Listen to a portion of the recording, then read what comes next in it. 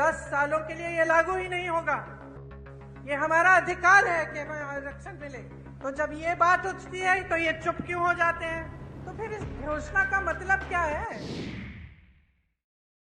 देखिए बहने, एक नया बिल लाए संसद में, महिला आरक्षण बिल। खूब वाह वाह हुई पूरे देश भर में। जितने भी विपक्षी दल हैं हमने भी समर्थन किया कि चलो ये बहुत अच्छा कदम है। बड़ी बड़ी घोषणाएं हुई, टीवी पे इश्तिहार हुए, सब कुछ हुआ, मोदी जी की बड़ी वाह वाह हुई। फिर क्या पता चला कि 10 सालों के लिए ये लागू ही नहीं होगा। इससे पहले जाति जनगणना करनी पड़ेगी, उससे पहले परसिमन करना पड़ेगा, 10 साल लगेंगे। तो फिर इस घोषणा का मतलब क्या है? इन चुनाव के लिए फिर से मतलब क्या है? आप महिलाओं को मजाक समझ रहे हैं? आप समझ रहे हैं कि महिलाओं को आप कुछ भी कह दें और हम अंधे होकर आपको वोट देंगे? हमारा अधिकार है ये हमारा अधिकार है कि हमें आरक्षण मिले। हमारा अधिकार है। ये कोई एहसान नहीं कर रहा है हम पे।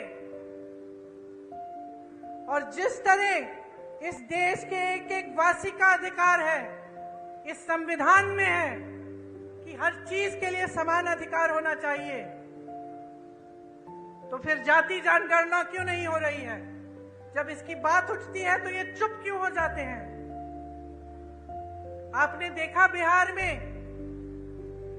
सर्वे हुआ, सेंसस हुआ, क्या पता चला कि ओबीसी, दलित और जनजाति संख्या कितनी है इनकी? 84% प्रदेश में। तो बताइए, बड़े बड़े पदों में जहां सबसे ज्यादा लाभ होता है या जहां सबसे ज्यादा सत्ता होती है, उन पदों में क्या 84% इन जातियों के लोग हैं कि नहीं? बताइए, होने चाहिए कि नहीं? तो जब ये बात उठती है तो ये चुप क्यों हो जाते हैं?